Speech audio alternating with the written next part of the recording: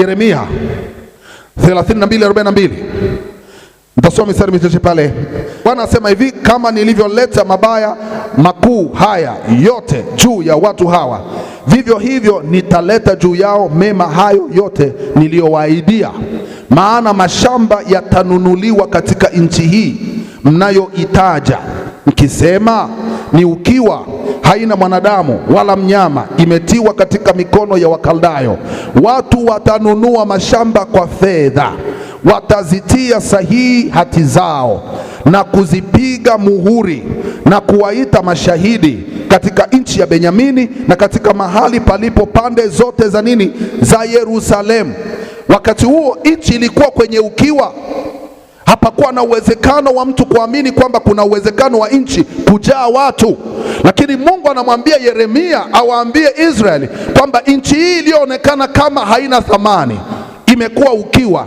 Watu watajaa, na eneo lolote unaloliona liko wazi watu watalihitaji walinunue. Hivi naongea na mtu hapa Tafsiri nyingine ni kwamba wakati unapoona thamani yako imepotea, haimaanishi kwamba wewe huna thamani. Unapoona milango haionekani kufunguka, haimaanishi kwamba milango haitafunguka. Lazima uelewe hivi, Mungu anasubiri kuona ndani ya macho yako ya ndani unaona nini. Kwa sababu kuamini pasipo kuona, haiwezekani kuona matokeo. Imani yoyote unayotaka kuona ikileta matunda, lazima iwe imani inayotokana na picha inayoonekana kabla macho ya nyama hayajaona. Jamani, naongea na mtu hapa Maandiko yanaposema kuwa imani ni kuwa na hakika ya mambo yatarajiwayo na ni bayana ya mambo yasiyoonekana. Lazima uelewe hivi, hayo mambo yasiyoonekana lazima yawe mambo yasiyoonekana kwa macho ya nje. Ila ile imani ili ilete matunda, lazima ndani ya huyu mtu mwenye imani awe na picha ya kitu ndani yake kitakacho kumpa nafasi ya kuamini kwamba yale anayoyaona yatatokea katika macho ya nini, ya nyama. Kwa hiyo ile hali ya mambo ya vitu visivyoonekana kufikia kwenye hatua ya kuonekana, hiyo ni matokeo ya kile ulichokiona katika ulimwengu usioonekana. Jamani, tuko pamoja hapa?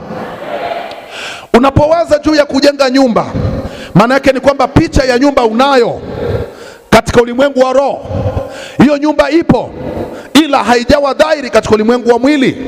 Na ili nyumba hiyo ionekane, lazima yale macho ya ndani yaendelee kuipa nafsi yako kuamini kile kilichoonekana katika ulimwengu usioonekana.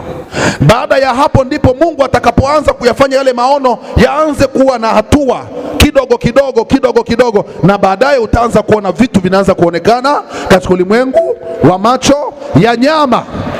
Nisaidie kusema amen kama unanielewa vizuri. Kwa maana hiyo, chochote unachokiona ni kigumu kwa sababu ya mtazamo ulionao. Vile ambavyo macho yako yamefungwa hayaoni, yanaweza kufanya hilo lisiloonekana au hilo linaloonekana kwamba linaweza kuwepo likaonekana kuwa haliwezi kuwepo. Lakini mwenye macho ya kuona akiona ndani ya ulimwengu wa roho, hata kama ungemwambia haiwezekani, atasema inawezekana. Jamani, tuko pamoja hapa? Sikiliza, Mungu hafanyi jambo lolote isipokuwa kupitia kile ulichokiona. Majibu mengine hatuyapati kwa sababu tunaomba vitu vingine tukiwa hatuna picha navyo, hatuvijui. Yakobo anasema hivi, hata mwaomba wala hampati. Moja ya sababu ya watu kuomba alafu wasipate ni kwa sababu wanaomba vitu ambavyo hawajaviona, na vitu ambavyo hujaviona huwezi kuvijua. Hivi naongea na mtu hapa? Mtu aliye na picha ya kujenga ghorofa ndani yake hataangalia mazingira alionayo leo, ataangalia hali atakayokuwa nayo kesho. Kwa maana hiyo ni kwamba mazingira yanayomzunguka yanaweza kuwa dhaifu. kwa mtu anayeona picha ya kujenga ghorofa, ambaye sasa hana picha hiyo, kwa maana ya macho ya nyama hayajashuhudia ghorofa, ataanza kumwamini Mungu katika vitu vidogo vidogo ambavyo Mungu anavyovifanya kwenye maisha yake. Ataamini kwamba katika hatua moja niliyopiga, baadaye kuna hatua nyingine ambayo Mungu atanipa kupiga, na mwisho wa siku nitafikia pale nilipotakiwa kufika. Bwana Yesu asifiwe. Nikupe siri moja, kinacholeta matokeo ya imani ni picha ulionayo ndani. Kulingana na vile unavyoona na vile unavyoamini, ndivyo Mungu atakavyokupa kupokea. Shetani mara nyingi anapata nafasi ya kuondoa vitu vya thamani kwa watu walivyokuwa navyo bila watu kujua.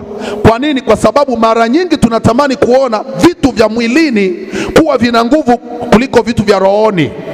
Siri iko hivi: kabla adui hajamaliza au hajakupiga kwa vitu vinavyoonekana, huwa anashughulika na vitu visivyoonekana.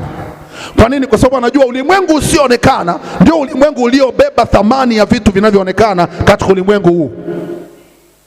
Mbingu haikuwepo, ardhi, nchi haikuwepo. Mungu aliumba katika vitu visivyokuwepo. Maana yake ni kwamba kabla hajaumba alikuwa na hiyo picha. Hakutamka kitu ambacho hakijui, alikijua kwa sababu alikuwa na picha. Picha ulionayo ndio itakayokupa uwezo wa kujua jinsi ya kufanya vile unavyotaka kufanya baadaye. Jamani, naongea na mtu anayenielewa. Unataka kuolewa, hujawahi kuona ndoa katika ulimwengu wa roho, itakugharimu siku nyingi. Unataka kufanikiwa na hujawahi kuona mafanikio, itakugharimu siku nyingi. Wengine mlikuwa na ndoto za kufanya mambo makubwa, lakini hizo ndoto zimefutika. Kwa nini ndoto zimefutika? Ni kwa sababu kuna taarifa ulioipata iliyosababisha ile picha ipotee. Kwa nini? Kwa sababu mara nyingi Mungu anapoweka picha, adui huwa analeta wajumbe wenye habari mbaya kuja kuzungumza na wewe ili kuharibu ile ndoto ulionayo isitimie. Wana wa Israeli walipokuwa wanatakiwa kuingia kwenye nchi ya Kanaani, Musa alituma wajumbe waende wakapeleleze ile nchi, na maandiko yanaeleza vizuri kwamba walioenda kupeleleza ile nchi waligawanyika. Walileta taarifa mbili tofauti. Wale 10 wote walileta habari mbaya, na watu wakawa wanalia, wanataka kumpiga Musa mawe. Lakini watu 2 tu, Yoshua na Caleb, walisimama wakasema, Bwana, ni kweli haya mambo wanayosema hawa ni kweli. Wanaonekana ni watu wenye nguvu, wale watu tuliowakuta pale, na ile nchi ina uwezo huo kama walivyosema, lakini sisi tunaye Mungu anayeweza kutupa kushinda. Hata sasa tutoke hapa twende tupigane. Bwana Yesu asifiwe sana. Na maandiko yanaweka wazi kwamba wale watu waliposimama kwenye lile neno la Yoshua na Kalebu, walipoenda kupigana vita wakashinda. Kwa nini walishinda? Yoshua na Kalebu waliona picha ya ushindi. Unapokuwa na Mungu wewe ndani yako, Mungu hukupa picha ya vitu vigumu ili kuona namna gani unavyoweza kutafsiri mambo yasiyowezekana kuwa yanawezekana. Kwa nini? Kwa sababu wewe una asili ya Mungu. Jamani, tuko pamoja hapa? Haijalishi ndoto ulionayo ni kubwa namna gani, haijalishi mazingira ya leo hayaruhusu uone uhalisia wa hayo unaotaka kuyaona baadaye. Nataka kuelewa hivi, Mungu wakati mwingine uruhusu picha kubwa zije kwako kwa lengo la kuwafanya wengine watakaotaka kufanya unachokifanya wasifanye. Maana yake ni nini? Maana yake ni kwamba kilicho cha Mungu lazima kitakutofautisha na wengine. Picha ulionayo wewe haiwezi kaonekana kwa mtu mwingine, na ndio maana wale walio na imani mara nyingi hufanya mambo makubwa kuliko walio na pesa. Jamani, muulize jirani yako, unaamini kwamba inawezekana ukawa na imani ukafanikiwa kuliko mtu mwenye pesa?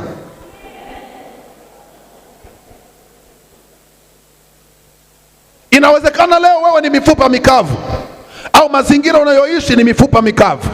Biashara unayofanya leo ni mifupa mikavu. Kazi unayofanya ni mifupa mikavu.